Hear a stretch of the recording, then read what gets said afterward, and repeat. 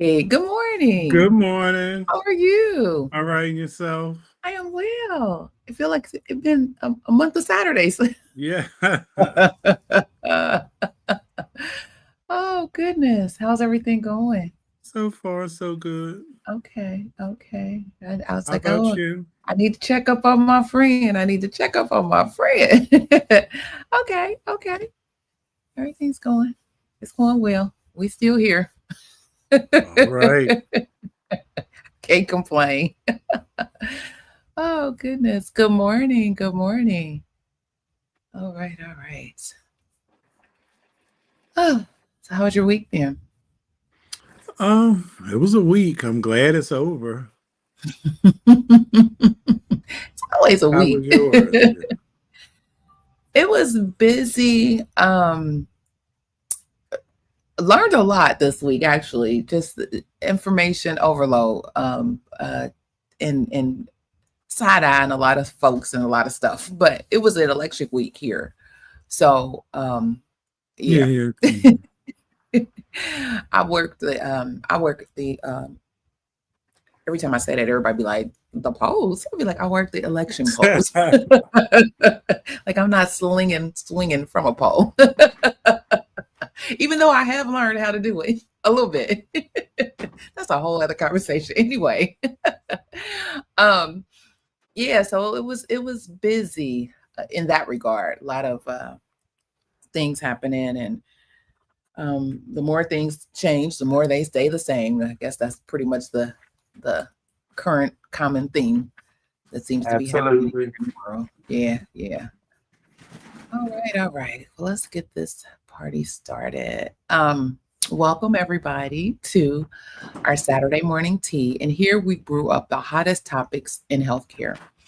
We discuss health information news, education, how things stay the same, even if they're changing, certification tips, and entrepreneurship, the revenue cycle at large. Oh, also swinging from poles. We do that was a bit of the conversation. And as you come in, don't forget to hit the thumbs up or like button. I'm Clarice Warner. I'm the Girl with the Pearls, the founder and senior education director of the Professional Reimbursement Network, LLC, where coding education is key. And PRN is a healthcare compliance consultancy located in Cincinnati, Ohio, that specializes in revenue cycle and regulatory compliance and education. Now, let me ask you, do you know what it takes to be a certified marketable medical coder? Well, before I introduce my co host, let me share with you information on a free email course on the 5 steps to become a certified marketable medical coder.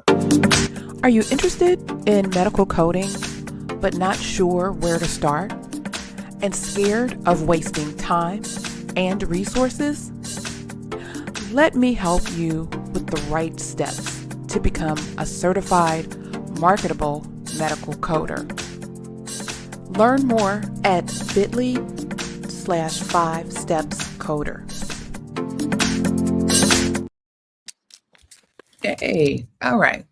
If you are interested in getting more information about the 5 steps to become a certified marketable medical coder, well, check the video description for the link. All right. You ready, sir? I'm ready. You got a lot of stuff going on over Yes. Joining me today is my partner in success, my co-host, Mr. Jesse, who is getting it all together, the registered trademark. Put some respect on his name, the coding nurse. Sir, introduce yourself and tell the folks all about you. Good morning, everybody. My name is Jesse. I live in Philadelphia. I've been in healthcare for a very, very long time. I left the bedside in 2014, transitioned into risk adjustment. During the pandemic in 2020, I created a company, the Coding Nurse LLC, where I help nurses and other people in healthcare with a clinical background transition into the wonderful world of HIM. Oh, and what a wonderful world it is. And how is it going? How's everything going? It's going. Uh, I have a student now, like we're halfway done, and we always get to the point where like, this is harder than what I thought it was going to be. Well, it never ceases to amaze me. My students the same way. Like, I thought this was going to be easy. Who told you that? No one Exactly. never told you that. You all assume because, it's a little different in healthcare, that those other healthcare professions aren't easy. Why would you think this one was? No, no, no. But it's so worth it. So It worth it. is. So worth it. All right, all right. Well, before we jump in, let me remind you that you can join in and add to the conversation. So don't be shy. Your opinion matters and is always welcomed here. So, friends, please use the chat. That's how we have this back and forth dialogue is through the chat. So if you have a question, please type Q first so we know that it is a question for us and we don't miss it. But if you're talking amongst yourselves and you're questioning each other, then that's one thing. But we want to try to make sure that we're answering the questions that come in for us. So for those who are just joining us or watching the replay, today we're talking MA or Medicare Advantage coding alert. $84 billion crisis. Every coder must know. But first, we're going to get into our church announcements. Look at you, Johnny, on the spot. I love it. Hey.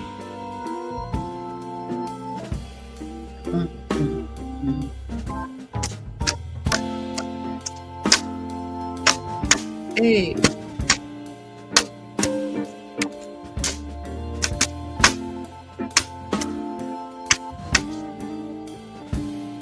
All right. All right. Get it. See? That's why I be getting the side eyes when I be in church, because I be doing like, man, what are you doing? All right.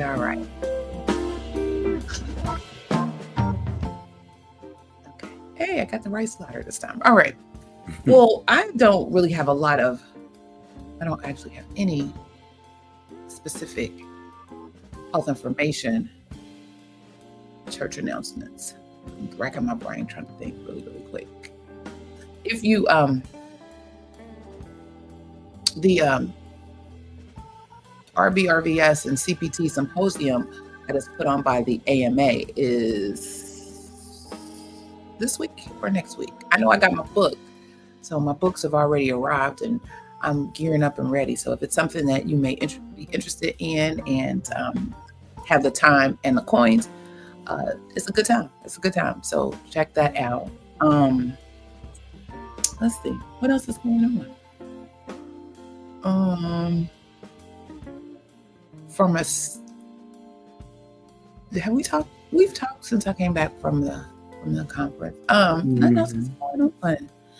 Stay tuned for some announcements from one or two of our coding associations in the next week or so. Don't look like that. Stay tuned. But the one thing that is really been on my heart for the last 30 some odd days here, particularly since we got the information about the cuts that are happening with folks with the SNAP benefits, and y'all know I love me some seniors and I love me some little people. So just my heart is aching and breaking. And I know we here locally have a lot of things happening. I'm sure you do too. But if you or someone you know is in need of food, and we need food, we can survive a day or so, but we need food to sustain us and provide us with the energy and sustenance we need to just conquer every single day. You can find a local food pantry by calling 211, or you can also visit the Feed America website, which both of them will provide you with local resources for food and other needs in your area. And then Feeding America Also allows you to put in your zip code, and then you can find some local places which will direct you to like pantries, soup kitchens, meal programs, etc. I know here locally as well, our school district has even jumped in, because unfortunately there are a lot of children that go hungry, SNAP benefits or not, and government shutdown or not, and the only meals that they get are really in school. They'll get their breakfast and they'll get their lunch, and then it sometimes may be a struggle for an evening meal. So I know here again locally, our school district has various locations where students can come and get a evening meal. I think it's most of them around 4:30, maybe even 5, where they just can go to the school and get that. So please just take a look and see what may be available. And if you have excess, if you have an extra something that you can provide, please support your local pantries, because the numbers and the need is greater. It's always great this time of the year, but because of everything that is happening here in the country, it is greater. And so if you have a little extra to share, please share with your neighbors and folks that are in need. Mr. Jesse. I was going to say something similar, because I mean it's a really rough time. But I'll just stick to what I want, because I'm not going to go off to the left. But I Go just to the think left. that Go be you. I just think that everybody who prays and believe in a higher power, like, we just need to pray that some hearts and minds change sooner rather than later. Amen. Amen. All right. So when you are in your prayer time, add that to the prayer. All right. Let me get rid of the banner. Let me get rid of my music. Okay. So that was our church announcements. All right. So let the tea spilling begin, shall we? Well, welcome back to the Saturday morning tea, where we serve up the real talk our profession needs. I'm Clarice Warner, the girl with the pearls, with my partner in success, the coding nurse. And hopefully you have your hot brew today because you are in for quite the conversation. Today's topic, MA coding alert, the $84 billion crisis every coder must know. All right. So again, pour yourself that morning cup of tea or whatever it is you see. What you eat? You eating? No, drinking. Okay. I just saw spoons. Yeah. I'm like, maybe he got soup. Hey, it works too. So we're talking about something that's keeping compliance officers awake at night. And honestly, it should be keeping all of us awake. We've talked a little bit about this before. It never ceases to amaze me, all of the different things all the different vantage points, all the different communications and content that can come from one thing, but Medicare Advantage diagnosis coding. A whole lot. Now, before you think, oh, this doesn't affect me, let me hit you again with this number. Medicare is spending $84 billion, and that's billion with a B, more on Medicare Advantage plans than traditional Medicare. That's not a typo, and it's not going away. So let's unpack why this matters to every single one of us in the coding and CDI world, because you know what? Understanding this challenge it really could be so simple if we just get back to the fundamentals. Mr. Jesse, I know I'm preaching to the choir because it's always about those fundamentals. But somewhere, somehow, some way, they've gotten away from us. So let's start with the basics, because I believe in building from a strong foundation. Medicare Advantage has officially overtaken traditional Medicare as the dominant healthcare delivery model. I personally think it's because of a lot of the trinkets and carrots and stuff that they dangle in front of our senior folks, and they think, oh, this is great, da da da da da, until it's not when they need that coverage and it's not. Um, or it's denied, or it's not covered, or so on and so forth. They don't talk about that part. They talk about, oh, we can get you X amount of dollars on your premium, or oh, we can get you X amount of uh, gift cards or food cards, or all of the different things that they somebody got shoes one year. They was giving away pairs of shoes. I said, well, look at here. But anyway, so we're talking about a complete shift in how Medicare beneficiaries receive their care. Now, here's what's fascinating, and this is where it gets interesting for us as coding professionals. Traditional Medicare, what we call Medicare Part A and Part B, pays healthcare providers directly using the Inpatient Prospective Payment System, or the IPPS, that we all know and love, right? But Medicare Advantage, well, that's a completely different animal. Medicare Part C operates on an entirely different payment methodology.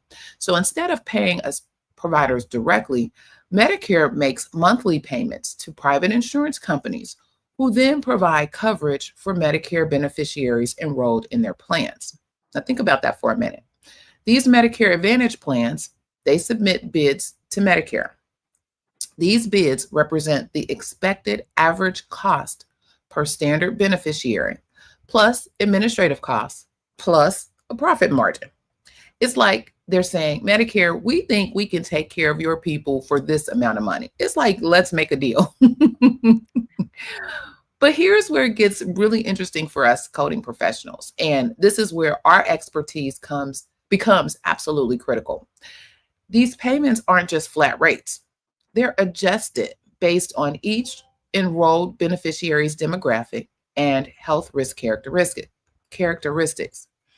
We're talking about age, disability status, dual eligibility, institutional status, prior health conditions, and here's the big one. And I know, Mr. Jesse, this is true and dear to your heart. Risk adjustments using the Centers for Medicare and Medicaid Services hierarchical condition categories, the CMS HCCs. Now, I know some of you might be thinking, well, Clarice, I work at inpatient. Why should I care about this? Well, let me tell you something. This affects all of us because most of the diagnoses used in these risk adjustment calculations, well, they're reported on physician and outpatient claims as well. And that has led to the development of an entire subspecialty we all know and love, risk adjustment coding. But prior to this emphasis on risk adjustment coding, there was minimal scrutiny regarding the diagnoses included on a professional or hospital outpatient claim. Why? Because reimbursement was based on the assignment of the current procedural terminology codes, or CPT codes. Diagnoses were used to demonstrate covered benefits, medical necessity, and elements required for proper assignment and evaluation and management codes. So if you remember back in the day, especially those who are CPC certified, there was never an emphasis on diagnosis codes. That came later. Everything was all about CPT, learning CPT, the rules, the regs, all of the things around CPT and Medicare and some compliance things, but just a trickle of info, and HCPCS. Sorry, I'm not going to leave our little cousin out, and HCPCS as well. Just a trickle about diagnosis. So no one was really providing you, back in the day, information about diagnosis codes, about those guidelines, about all those things, because it was an afterthought. And then all of a sudden, somebody suggested, well, why wouldn't you teach people diagnosis? I know I've been teaching diagnosis forever. I'm sure, Mr. Jesse, you have been teaching diagnosis forever. It's very, very important, period. But at some point, someone said, well, maybe we need to add some focus. And then when the risk adjustment stuff popped up and it was all about diagnosis, everything's turned on its head. So every diagnosis matters. Every single code has the potential to impact payment. And that, my friends, is why we need to be at the top of our game. Mr. Jesse, you know you can jump in at any time. So let's talk about our bread and butter, the ICD-10 CM official guidelines for coding and reporting, specifically Section 4. This section governs diagnostic coding and reporting for outpatient services, and it has become the cornerstone of Medicare Advantage compliance. Now, you might be saying again, Clarice, I know the guidelines, but do you really? Because Section 4 reminds us that guidelines in Section 1, which includes your conventions, general coding guidelines, and chapter specific guidelines, must also be applied for outpatient services and office visits. But here's what's critical for Medicare Advantage plans. And this is where it could all be so simple if we just follow the rules. We're instructed to, quote, list additional codes that describe any coexisting conditions, end quote.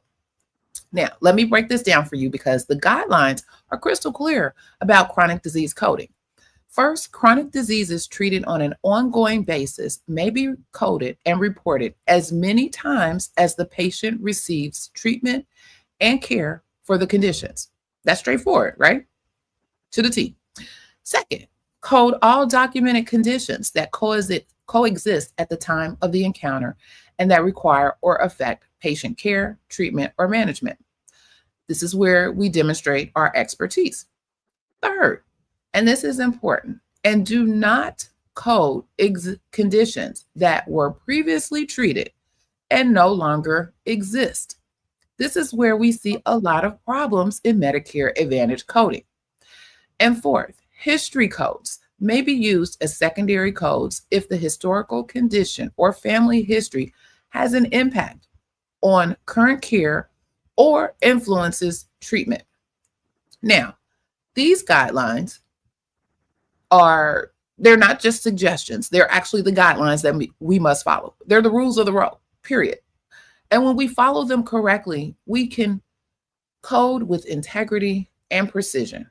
And really, at that point, it could all be so simple. But here's what's happening in the Medicare Advantage world that has me concerned. Some organizations are implementing what I call questionable collection mechanisms that deviate from these official guidelines. We're seeing chart reviews that document diagnoses not captured through the usual means of reporting, health risk assessments that sometimes rely on unverified enrollee reported data, and in some cases, potentially fraudulent diagnosis data. Family, this is not the way. Our job as coding professionals is to ensure our practices align with official guidelines and maintain the integrity of the coding process. When we do that, we stick to the fundamentals, period. Let me give you an example of what proper Section 4 compliance looks like. A patient comes in for a routine follow-up for their diabetes. During the visit, the physician also addresses their hypertension and documents that the patient is experiencing some mild depression that's affecting their diabetes management. Under Section 4 guidelines, we would code the diabetes as the primary reason for the encounter, the hypertension as a coexisting condition being managed, the depression as it's affecting the patient's overall care. We wouldn't code a history of stroke from 5 years ago unless it's specifically impacting current care. We wouldn't code conditions that are resolved. We code what's current, what's being addressed, and what's affecting the patient today at that encounter. Period. That's the foundation. That's our North Star. And when we get back to these fundamentals, everything else falls into place. Mr. Jesse, I see you. I I don't know what the answer is. In 2025, I really don't know because We was because as you were talking, like I mean, and like I've reviewed claims where ruled out conditions have been PDX, where um, conditions that weren't documented by any provider were PDX. Like How? Like this is just basic stuff. If you cannot get the basics, what are you doing? What are you doing over here? The Go. basics. And how did it get through? How did it even leave your facility like that? Like how? And it's not, I mean, it's not getting any better. It's not. Mm-mm. And a lot of it has to do absolutely, it has nothing to do with the coding guidelines because God knows. I mean, CMS could not make it any clearer than if they came and did the work for you. That's the only thing left. Absolutely. I mean, they Absolutely. have given you every bit of information you need to do this the right way. They've even told you what are the worst conditions they see, so you can at least address those. Start there. They don't even do that. Right. Like clean And up the mess. Even you know you got a mess. They're telling you they're seeing messes all over the place.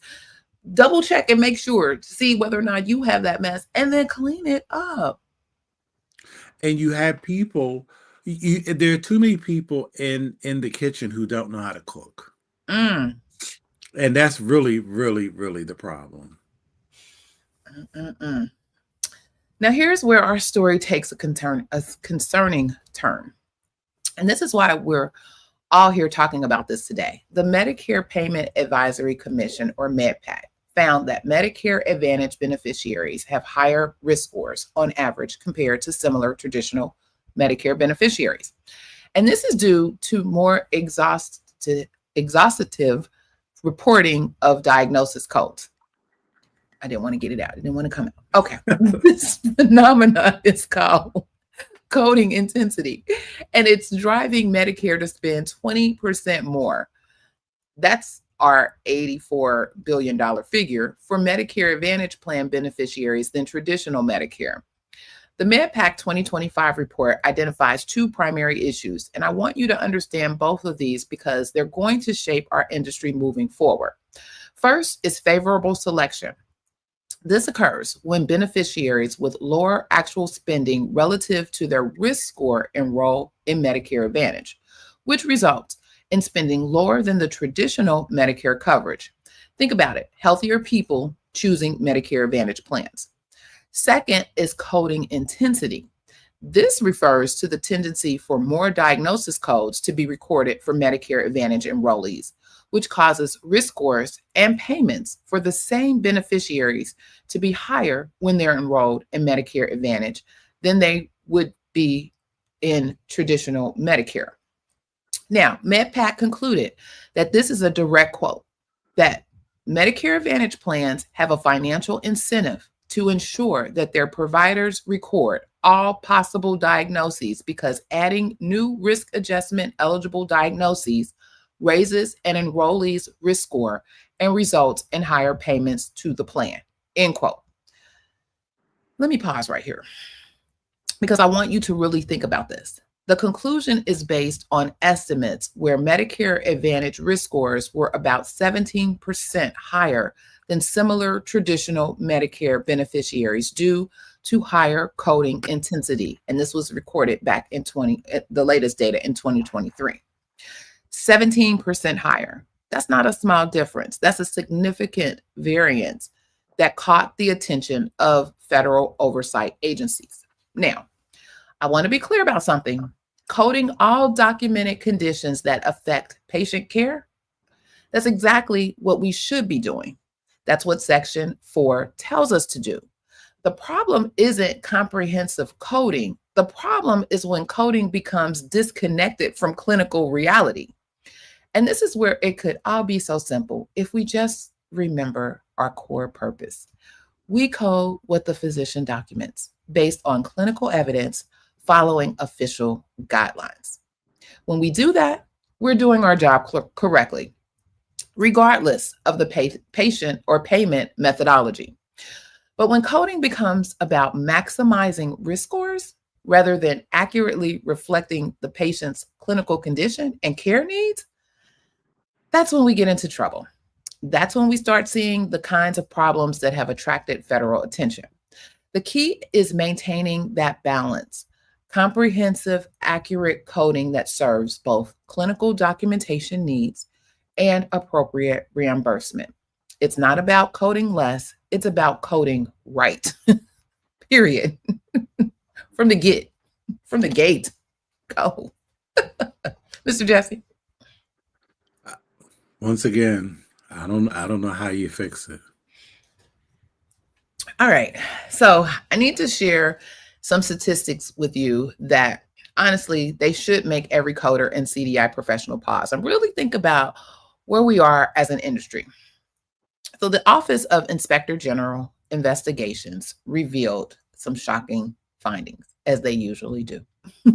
Through 2023, approximately 70% of diagnosis codes reported by Medicare Advantage plans were not supported by the associated medical records.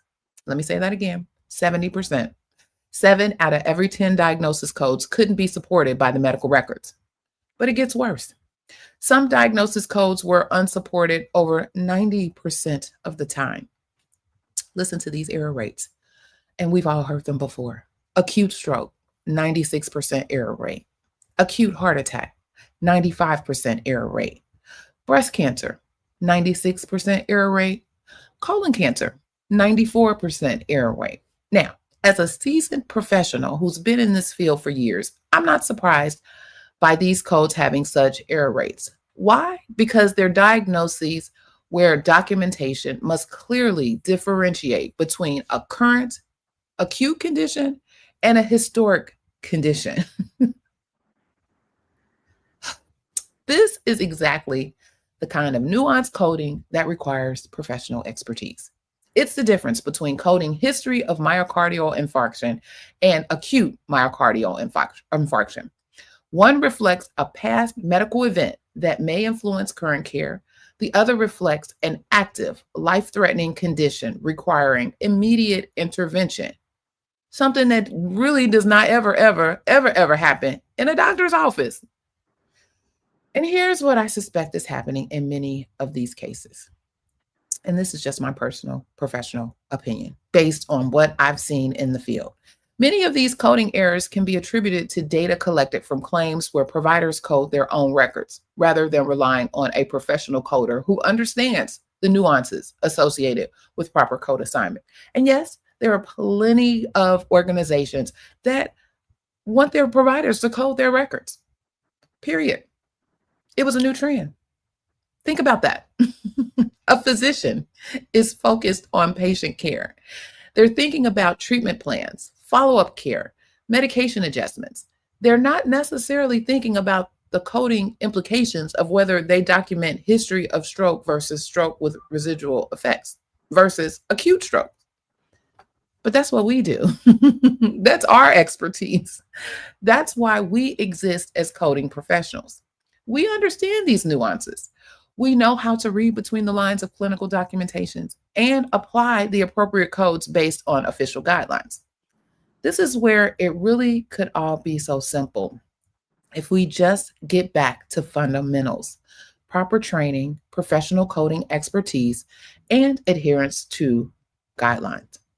The OAG has developed a toolkit to help decrease improper payments to Medicare Advantage plans. But toolkits only work if people use them correctly. Education only works if people apply what they learn. Guidelines only work if people follow them. And that's where we come in. That's our opportunity and our responsibility. So everyone, what do we do with all of this information?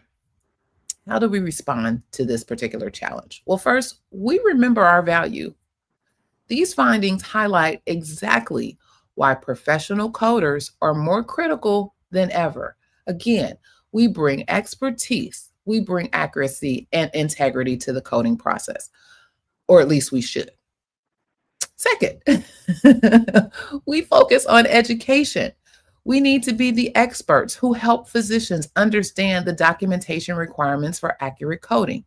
We need to be the professionals who can clearly differentiate between current and historical conditions, or at least we should be. Third, we maintain our integrity. When we code with accuracy and follow guidelines, we're part of the solution. When we cut corners or inflate codes, we're part of the problem. And finally, we stay informed. The landscape is changing rapidly. The RADV audits, oh, they're coming, and oversight is increasing. But when we're prepared, when we're knowledgeable, when we're following best practices, it can all be so simple. Mr. Jesse? It's supposed to be, and it can be like it doesn't. I've been saying it for years. I mean, risk adjustment is some of the easiest coding you could ever do. It really, really is. I mean, and either the support is there or it's not. I mean, and like, how can you, like, how is it possible for you to diagnose an acute stroke in a doctor's office? Like, you have no imaging. You're not a neurologist. Like, the level And a of PCP, no doubt. right. I mean, but the level of documentation and support that is required to support a stroke, even inpatient, is not it's not no walk in the park. Like, you have to have some sure enough treatment and diagnostics. Like, you can't do that at an urgent care center. They just don't have it. They And don't. They don't. And I know a lot of healthcare organizations are struggling financially. I know a lot of practices are struggling financially. But this is not the way to get your coins. This is not the way to get it. This is not the way to try to quote unquote game the system. but the thing is, people in America are the sickest that they've ever been. It's you don't even have to fluff it. You The money don't. is there. The money is there. It's there. But make sure the documentation of these diagnoses are there. And that's the key. For the life of me, I cannot understand why some of we talk documentation, we I talk get about the importance of documentation. Go ahead. that. I know. Go ahead. I know that one. The problem is outpatient and inpatient. The problem is organizations like Actus.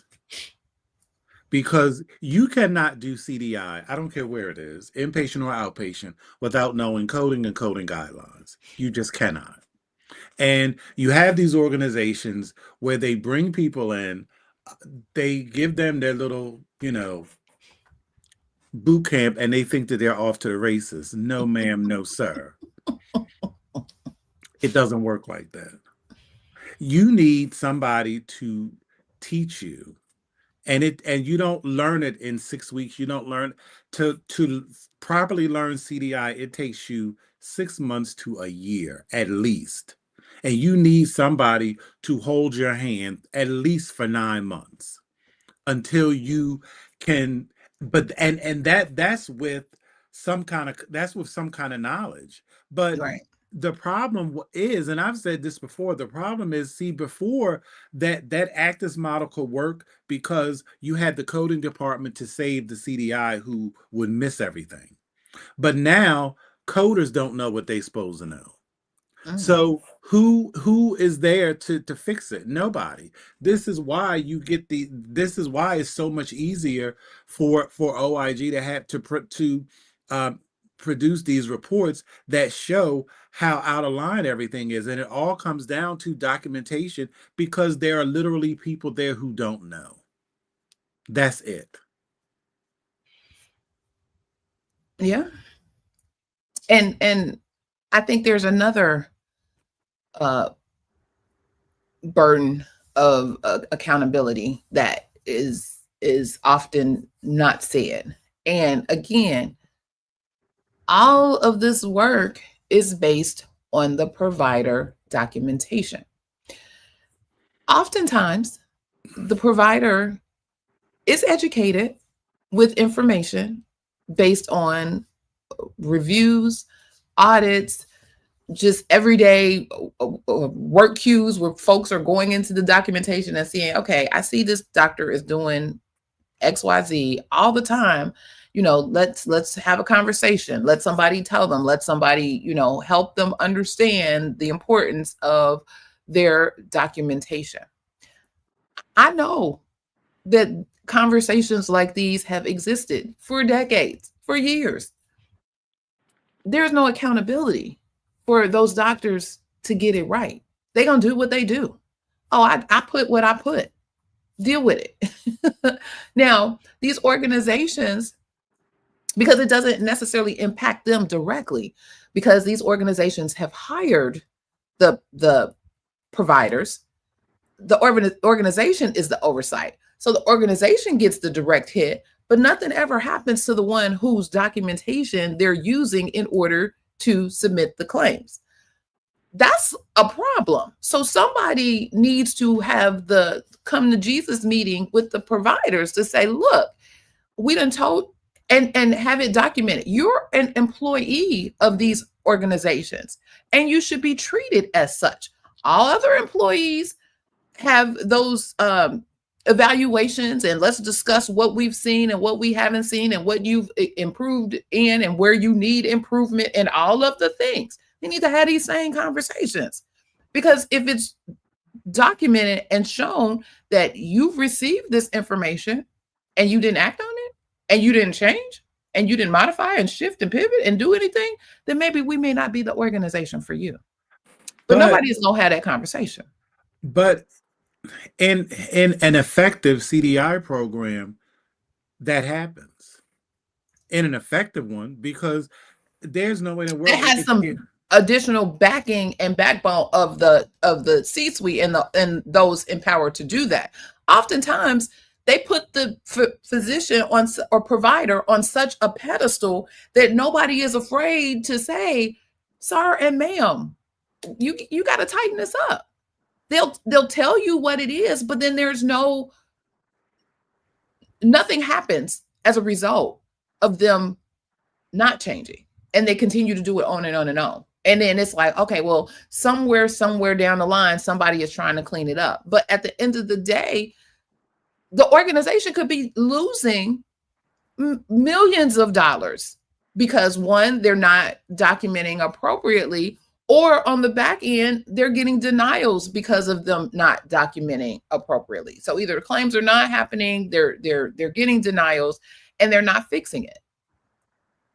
But everybody turned a blind eye to the one who's doing the documentation. Why?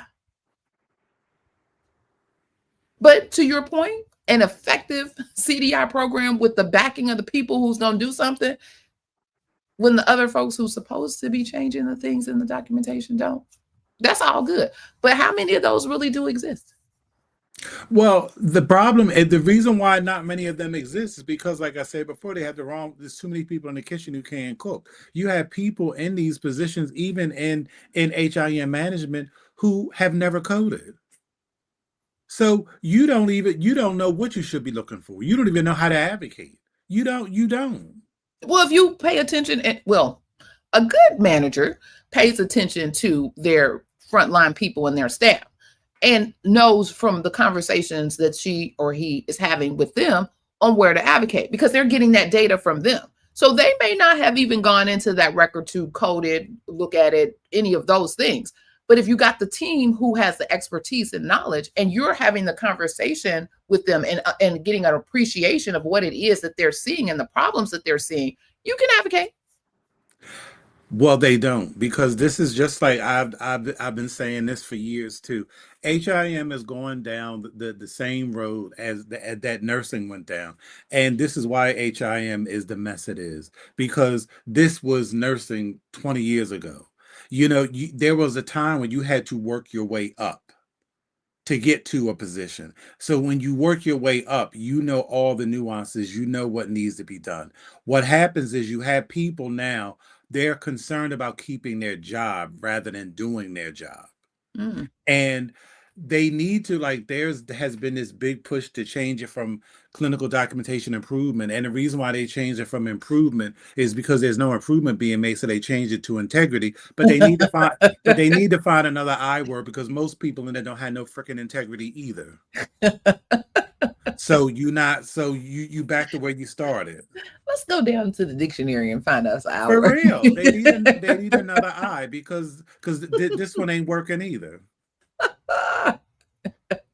And you don't have people who are willing to have real frank conversations. I'm telling you, I've been in CDI meetings, and once I done started talking, I don't get invited back. But the facts are the facts, because the bottom line is, listen, I don't one thing I thank God for is the spirit of discernment. Because when I tell you I Mm, can see some stuff before it happens, thank and praise the Almighty. And I know how to pivot, move around, and get me up out of it. So I've had calls where my former job's legal department have called and said, "Well, we are involved in this, baby." that's y'all. It ain't got nothing to do with me because Ain't got nothing to do with me. I know what I documented. Absolutely. I And if know you what I follow the did. trail or you follow the documentation that I left you, you should be fine. But if you got the people who are arguing against the documentation that I left you, them your people. Deal That's with them. right. Deal with them. That's not my problem, and I might pray for you.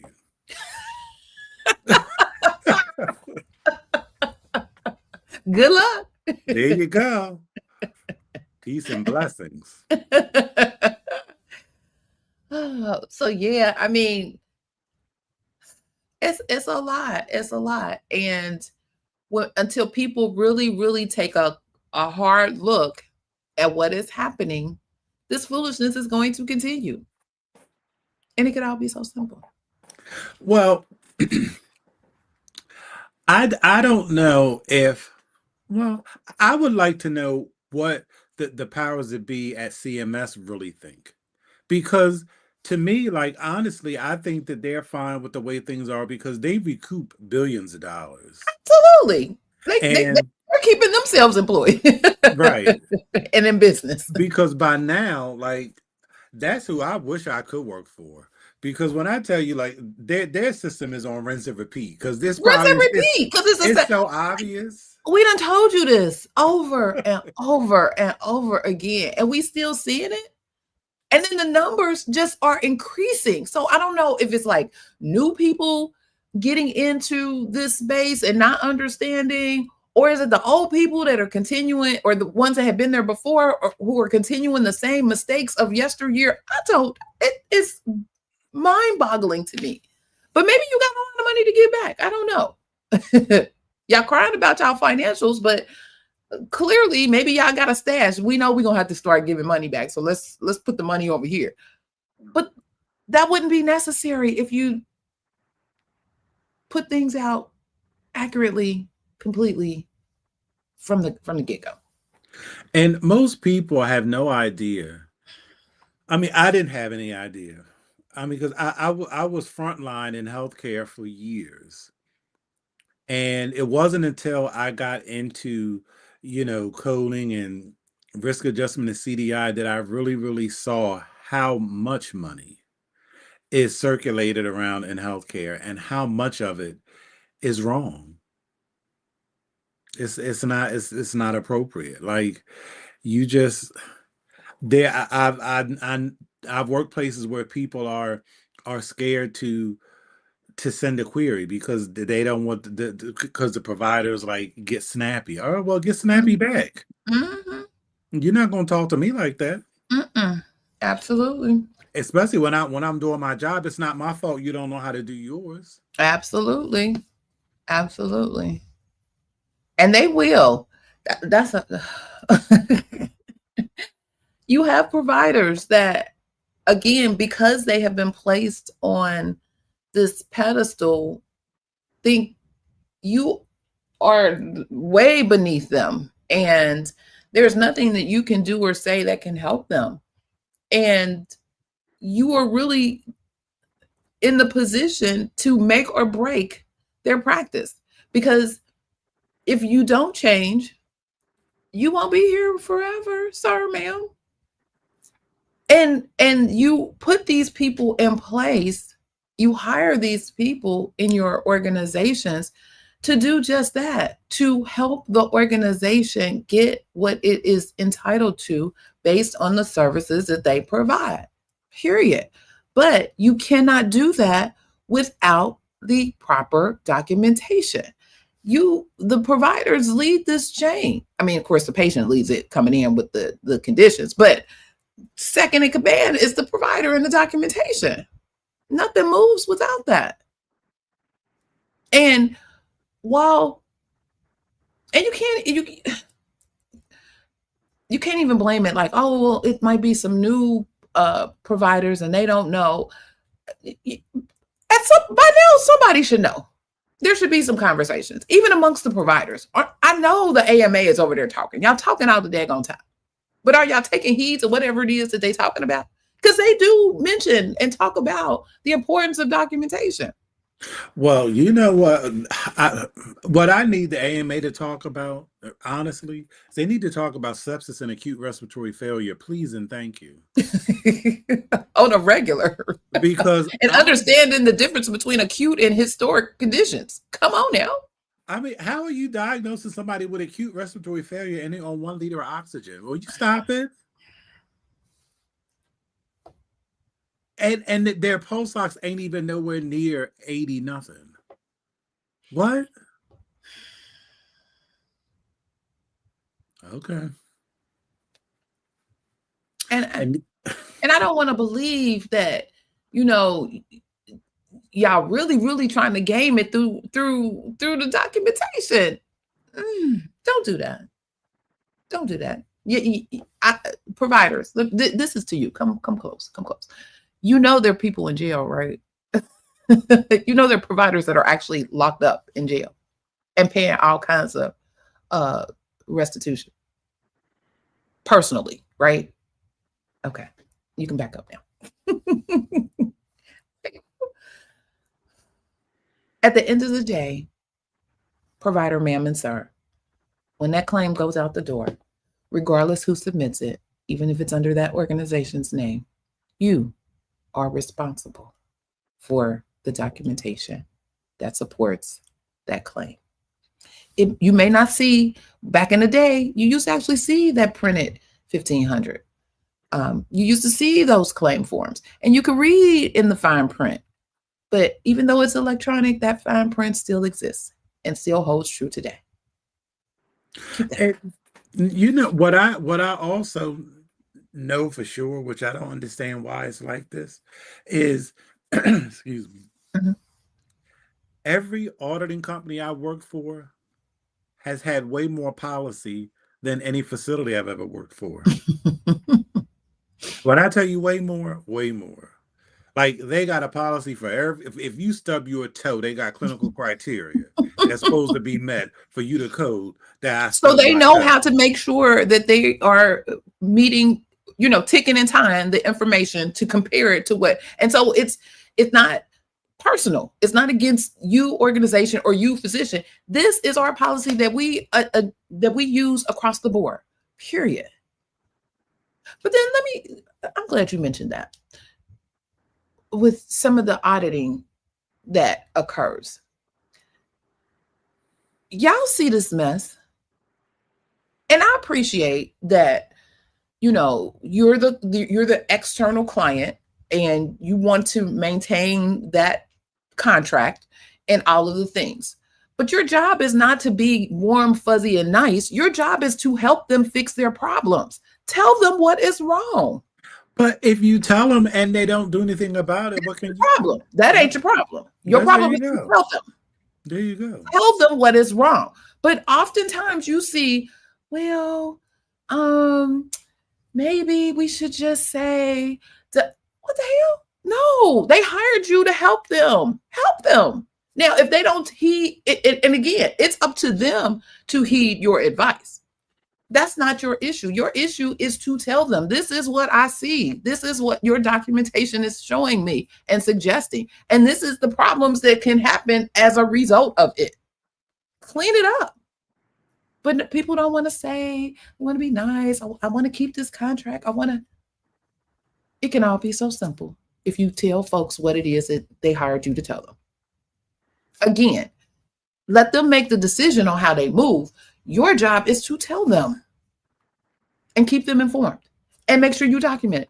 I told them, so yes, I was Well, the external auditor, but and in my report, it clearly states da da da da da da da.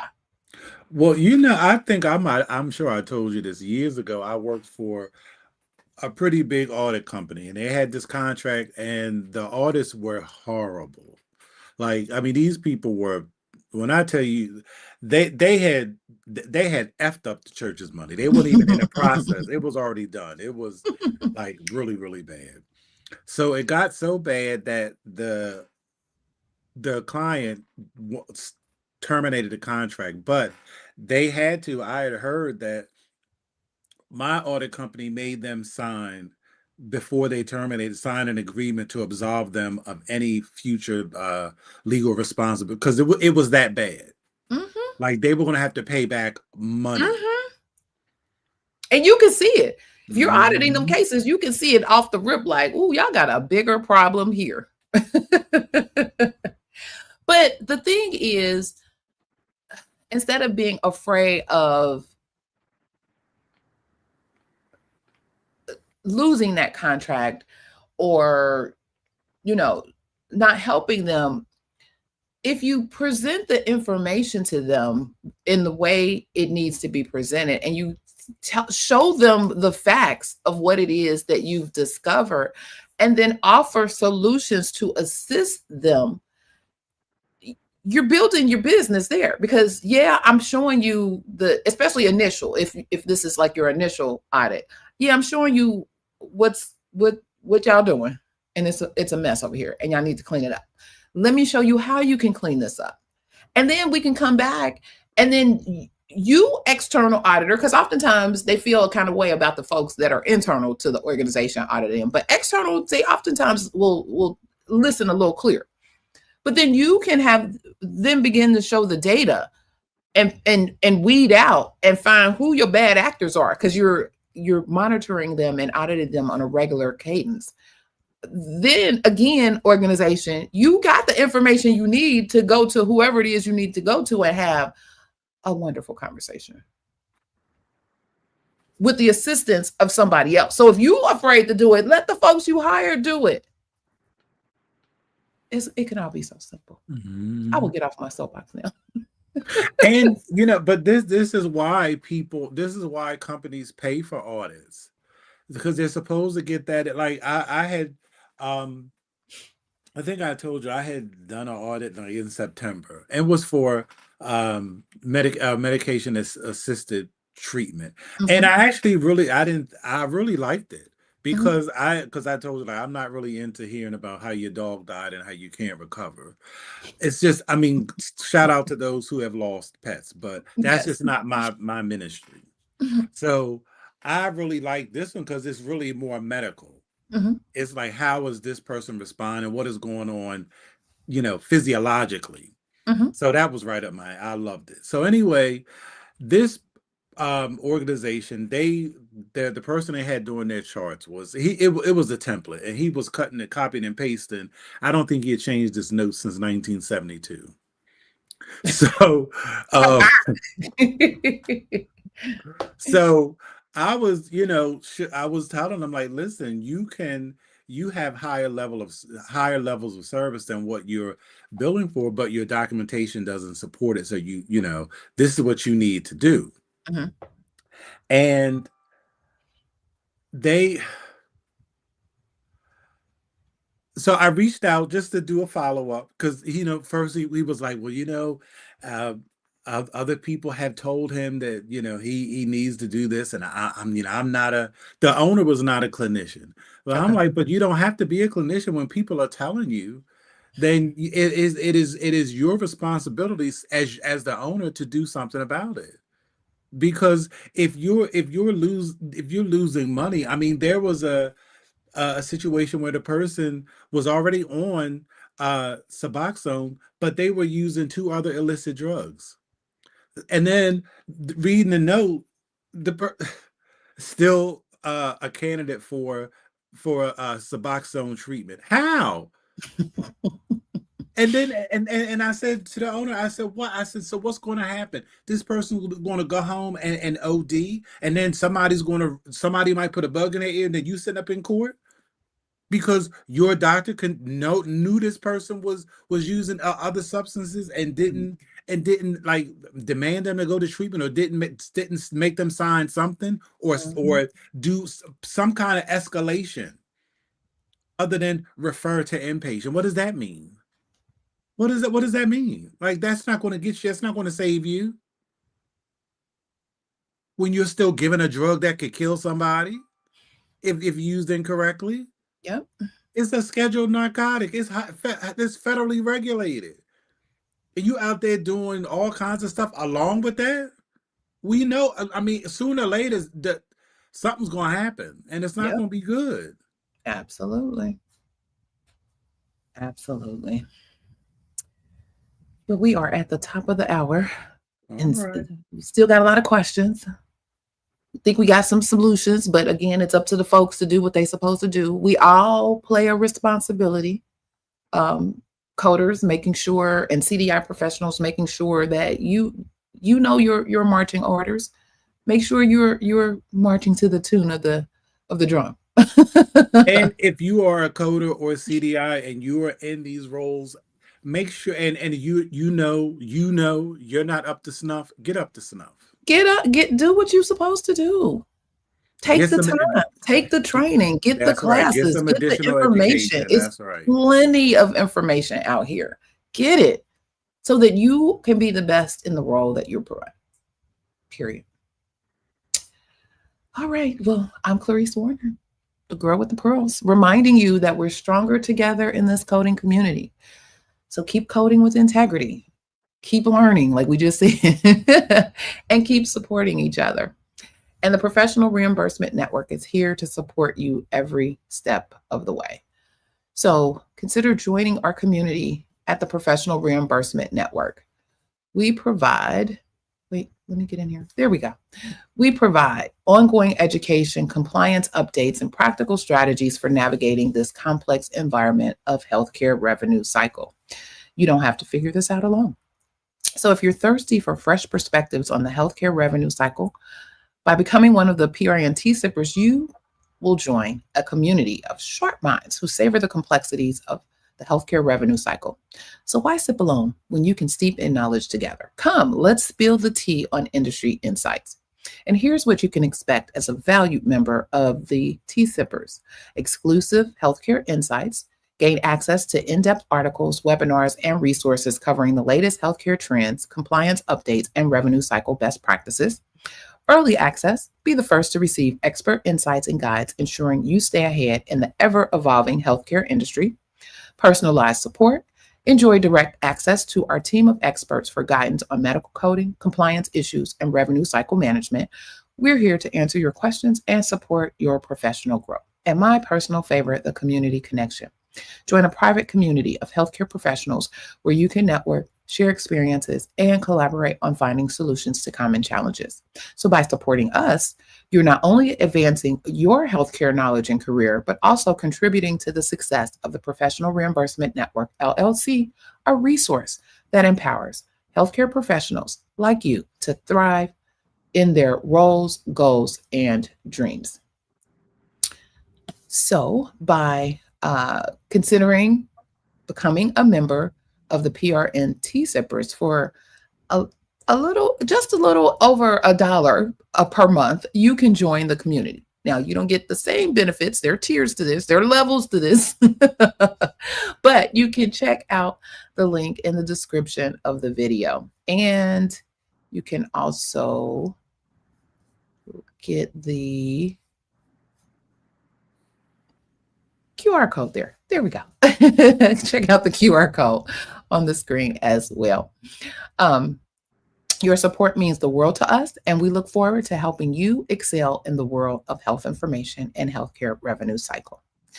For our Saturday morning tea family, thank you for joining us. We know your time is precious, and we don't take it lightly that you chose to spend it here on a Saturday morning at the Saturday morning tea.